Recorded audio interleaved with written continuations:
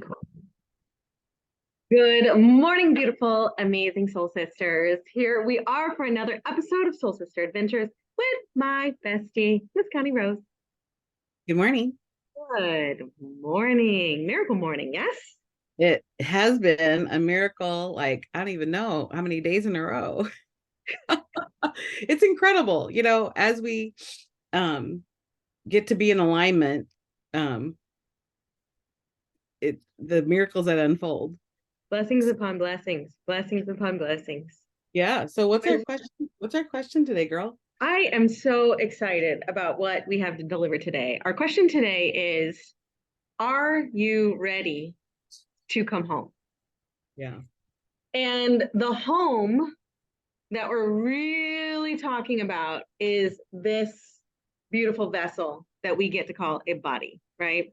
It is the vessel for our passion, our purpose, our spirituality, our vision, our gifts, our talents. It is that vehicle. So, are you ready to come home to that? And really, well, hello, that brings a whole new definition to get in the car, doesn't it? Yes. How about getting your own car? Let's start. Why don't we start there? Let's start there. Yeah. Yeah. I love it. So, as usual, Connie's got some nuggets of value content to deliver, and we'll, of course, unpack it in our own lives, unpack it for your life, and unpack it in the world. Yeah.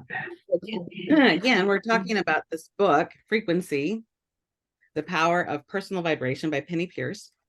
And we're on chapter 5, which is feeling your home frequency. Mm-hmm. So you might be asking, like, what is your home frequency? So I'm going to read some things here. You have an amazing vibration like this inside of you, a resonance that conveys your soul's love, truth, abundance, and joy. Bubbles up from your tiny quantum entities, waving throughout your cells and tissues, and fill the space around you. It's always there, and it remains dependably consistent. Is your home frequency, the vibration of your soul as it expresses through your body. She calls it a home frequency because it conveys an experience of home that's as close to heaven on earth as you can get. Your home frequency acts as a compass. When you attune your fluctuating daily personal vibration to this most essential, naturally high frequency energy, your life stabilizes and unfolds with luck, meaning, and enjoyment. Who wants more of that? Yes, please. When you sit in your home frequency, you feel so fantastic and love yourself and your life so much that you wonder how you ever lived any other way. The ideas and answers that come to you out of your home frequency are always just right and further your soul's expansion. It's somewhat shocking, really, that it could be possible to lose your home frequency amidst the hubbub of life, and we routinely do. Sometimes your home frequency asserts itself spontaneously. However, more often you need to seek it, invite it in, and merge with it. Learning to find, relax into, and share your home frequency is the key to transforming your life and entering the intuition age. So Wayne Dyer says, begin to see yourself as a soul with a body rather than a body with a soul. Yeah, totally. Yes, it's where you come face to face with the choice of who you really want to be. Letting go is simply about a return to being. We talk about that a lot. It's more about being than doing or having, because the being's it's the origination point, right? When done right, it's about centering. So Mark Chagall says, if I create from the heart, nearly everything works. If I create from the head, almost nothing. So finding your home frequency is really the big turning point in the transformation process. So it starts to talk about, like, really entering into your body and being aware of what's happening, like really listening to like your heartbeat, getting present to that, listening to like everything has a frequency, right? We talk about that all the time. Everything has a frequency. Every part of our body has a frequency. And so to begin really in wonder and curiosity of what that is, to discover that when you're so still and you could hear the frequency, the vibration of all of your cells, that your soul really is bringing life to, you know? So your heart is the key to your home frequency. So perhaps the most calming way to find your home frequency is to enter and activate your heart awareness and apply loving attention to your body and the situation at hand. A quick way to do this is to allow life to be the way it is. Choose to find the soul's sanity in your immediate experience, and remember how you like to feel when you're at your most generous, kind, and unselfish. Be that way toward the moment and all that it includes. Everything in some way is in perfect order. Let that purposefulness be revealed to you. Be welcoming. So we've talked before about the power of the heart. You know, they've measured the heart energy that literally goes out from the heart up like typically around 3 feet around your body. They can measure that. Like, this is, as much as I love the woo, the science has caught up with it such that it can be measured, you know? So this is what they say: the heart generates the body's most powerful and most extensive rhythmic electromagnetic field. It is 60 times greater in amplitude than that of the brain. This heart energy permeates every cell and can be detected several feet away. I love that. Yeah. And really about getting recentered, like, and to be in your body, you know. I'm somebody who resisted that for a long time. Well, that's actually what I wanted to talk about. I think, and we've shared this, like, I know particularly myself, and I'm working with another mentee, that when we find ourselves operating in the head, yeah, right, we literally are cutting off the body. And what happens when I do that, I'll just speak about me, like, you know, I start overeating or just stuffing food in my body, or unconscious self-sabotaging thoughts, you know, that don't serve me, that don't, you know, have me thrive in an environment of what I'm committed to. And it's literally like, well, there's this thing down here. Yeah. And I may or may not like it from time to time. And then, like, I'm up in my head, like there's like, it's a magic crystal ball looking for the answers. And what so is none of that is true. And again, such a beautiful contrast I've had from having that deep, dark experience to like the morning I had today, right? I get up, I do my journaling, I had a 40-minute massage, I took a, you know, sensational shower in my Ines spa. I'm like blissed out, right? And the awareness of the awareness that how peaceful and how grounded, and yes, my heart is full, my cup is filled, you know, I just want to underscore that for our listeners. This all might sound like, wow, I don't live that way. And the reality is Connie and I didn't used to in the past up until recently also. And from time to time we slip back there.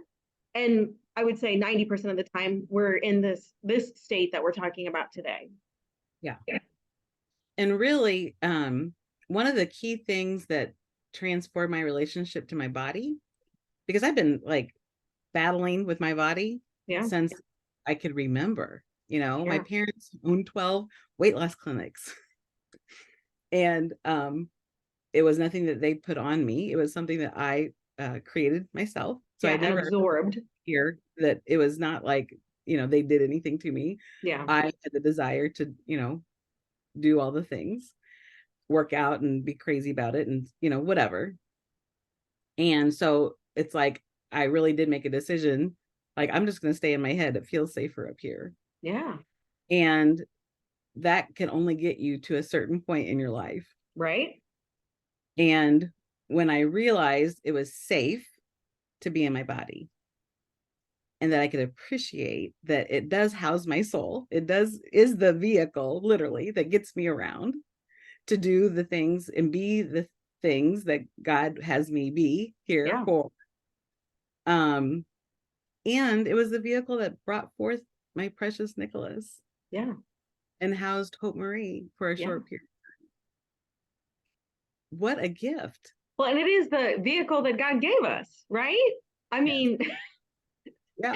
What do we have? Well, it is what we have. And the question really begins is, how are we treating that temple? Yes. Yeah. And I can hear in your speaking, and I know I felt it for myself, that whenever I'm in my head and not in my body, I'm not in my heart, which means I'm not connected to divine. Correct. You can't be. You cannot be. It is not even possible. It's not even possible. Yeah. Yeah. It's like you are unplugged from source. Yes. And that means you're actually swimming upstream versus being in the flow versus being receiving versus having the universe work out, like we call it, magically on your behalf, right? Yeah. Yeah. Automagically. Yeah. It's one of the things, I'm trained in is this positive intelligence technology. And in that, we talk about really processing emotions through the experience of being in our body, because our emotions show up in our body, right? Which is why a lot of people don't want to deal with it. Right. And if we don't deal with it, it gets locked in ourselves and then causes us what? Dis-ease.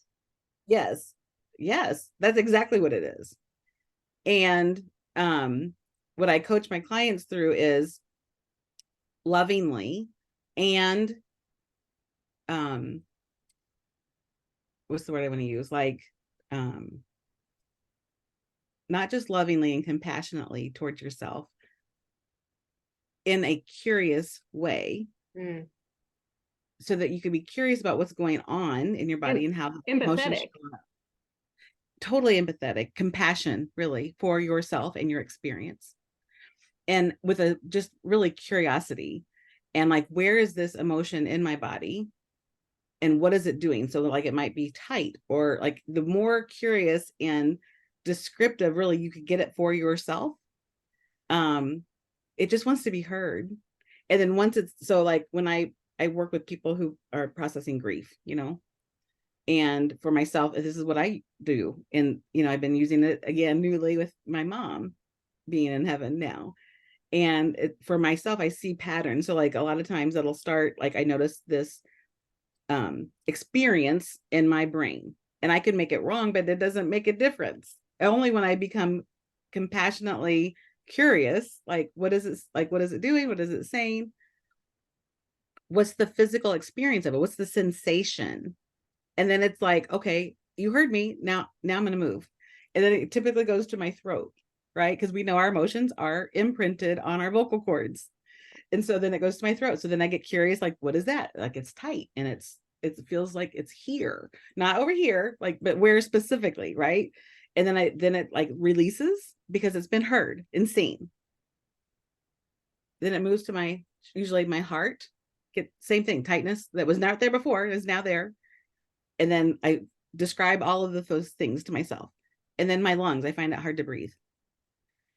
So I just have to breathe into it. We want to run from the pain. And really, when we lean into it is where all the magic and blessings happen.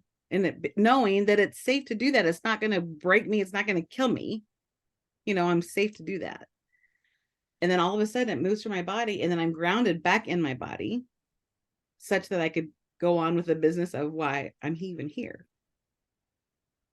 Yeah. And so, I invite our listeners to like really get connected to your heart and start to notice the feelings where they are in your body. It really is quite magical. One of the things it says here is your diamond light body is at the wheel. Your basic substance is light. And you've seen those night vision goggles? Yes. And our bodies emit light, right? Now, unless they don't. Well, so do you know when they don't? Is when when your soul has left your body to go to heaven. Yeah.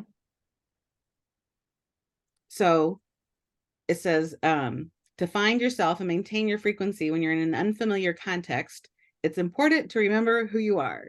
And that's one of our basic tenets, really, and foundations of our relationship. Yeah. We have a commitment to see you for who you are. Yeah. Shannon and I had this agreement, like, when you forget who you are, I will always remember. You call me, and vice versa. Yeah. So it's important to remember who you are. You are a limitless being made of consciousness and energy, connected to all that is through a unified field that coordinates and regulates the flow of creation perfectly. Your basic substance is light.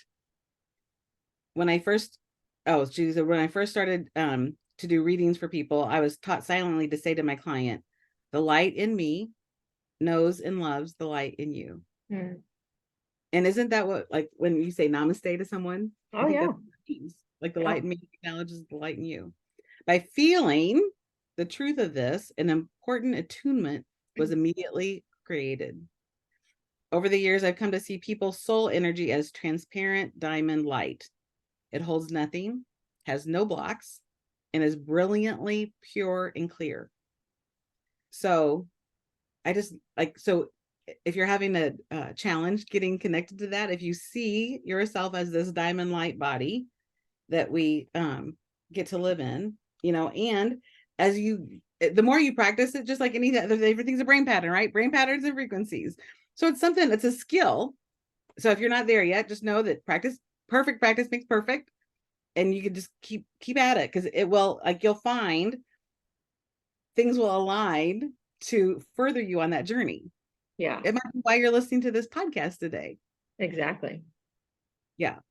And you might also find others coming to discover something about that special quality that you have. Yeah. That's the other thing.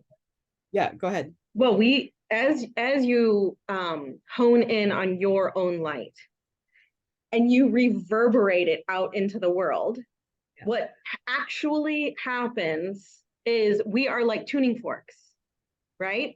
So we are reverberating, and then we activate a reverberation in you. And then both of us are tuning into the same frequency, which together is more powerful than singularly alone. Exponential. Yes. And so that's what happens. Like, that's the benefit of doing everything that Connie was talking about today. To begin to come into your body, feel the feelings, breathe through what has been locked in your body, actually love, I call this like little girl, on the inside, as Connie said, see her, hear her, feel her, move through the spaces and places of the pain that she has experienced. And that could be trauma, grief, shame, guilt, dissatisfaction in your life, and really to just observe it, go into the shadow, go into the dark, such that you can begin to shine a light on it. And when you shine a light on it, then we exponentially reverberate more and more and more light. So then your frequency, your tuning fork gets louder and louder and louder, and you begin to become a magnetic force for anything and everything that you say that you want for yourself in your life. Yeah. So I got home in the middle of the night last night from Las Vegas. I was there for not quite 3 full days, helping launch a new company that I'm really excited about. And it was incredible, the God incidences that happened. I was telling Shannon this morning, it was magical. It was totally magical. the right, like, my grandparents always prayed a prayer over their family about having God send the right people at the right time to us. And I'm telling you, you hear about people talk about generational curses. Generational blessings are more powerful and real if you tune into those. Yes.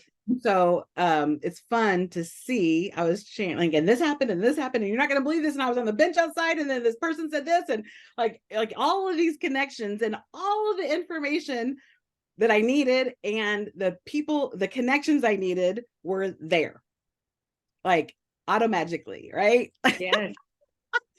And to support the yes, frequency of everything that you're creating. exactly. And like, well, I just stand in awe, really. Like, I didn't have a whole lot of sleep last night, and I get reconnected to that, and I'm like on fire, like ready to go. Like, it doesn't matter that I didn't sleep much, and now I do take care of myself. Like, I don't want to cause concern for people. And like, do I look like a person who hasn't had much sleep? No, I don't think I do. I'm like lit up, and that's available when we get just realign. I'm gonna read, like, there's a recap at the end of the chapter. Okay, So I'm gonna yeah. do this. You've reached a major turning point at which you're ready to release the old fear-based reality and move into the new soul-based reality. To do this, you need to stop, be present in your body, and find your home frequency, the vibration of your soul expressing through the body. Your willpower and ego cannot control everything. It's time to just be and be with life, just as it is. Letting go allows you to shift into a state of fullness in which you can sense something authentic ripening inside. Yet you can't rush it. All in due time. And when you least expect it, perfect solutions and new ideas spontaneously appear, carried along with by the enthusiasm, trust, and positive expectancy of your home frequency. By entering your body more deeply and calming it, and by making space and dissolving clutter repeatedly, you'll be able to drop through distracting surface vibrations more quickly. Your home frequency is not found by jacking up your vibration to an artificial high. It's by being real and honest in each moment and letting your energy radiate naturally without interference. You can find your home frequency by opening your heart and practicing loving kindness. It also helps to contrast the felt sense of your worst possible scenarios with your best possible scenarios, to rock from the tightest, most contracted state into the most open and fluid one. As it was an exercise she talks about in the book. If you're curious, go read chapter 5. This way you can pinpoint your home frequency and return to it. And she's really pointing to, like, it's this habit of practicing it, right? You can return to it because it's a brain pattern. I get excited and off track. Sorry. You can return to it when you're knocked off balance by lower vibrations. You need to be honest with yourself and determine who you want to be and how you want to feel. Because guess what? You are the CEO of your emotions. No one else can do it for you. That's the good news, and could be the bad news. And there are very excuses and stalling mechanisms you may need to dissolve. So this was so timely after the few days that I've had. Perfect. Yeah. Well, and really a conversation to set up, every single one of our listeners to interrupt if you find yourself operating in your head, to begin to come into your home, your vessel, your body, and breathe through. And if you are confronted by this or stopped or struggled, reach out to one of us such that we can support you. We get to do this together as not only individually but collectively, as a community. So beautiful. Anything else you want to share, Miss Connie? Oh my goodness. I would just say I invite everyone to take a moment, some still time, turn off your phone, or at least the ringer, and really get into exploring what's happening in your body, in in the positive intelligence world, they call those PQ exercises, where you pay exquisite attention to the sensations that are happening. So like we teach this little, like just this very little simple exercise by rubbing your two fingers together in a lightly way, such that you feel the ridges on your fingerprints. Yeah. And just by being present and only focusing on that one little thing. So just imagine if you could do that with the other parts of your body, the emotions that are in your body. What a gift that is to give yourself and your loved ones and the world. Yeah. Well, it quiets your mind. Yes. You get out of your head. Yes. Into your body. Into your body and connected. Yes. So to more of you, the real you. Yes. That's needed and required in this world. Your roar is required, right? Yes. Yes. You get plugged back into her. Yeah. Beautiful. Well, I love, love, love this. It has been a magical and miraculous morning with you yet again. And to our listeners, like it, tag it, post it, share it, leave us a comment. What are you loving most about each and every one of these episodes that we just keep unpacking, in addition to, sharing our hearts with you. All right, until we see you on the next episode, get in the car.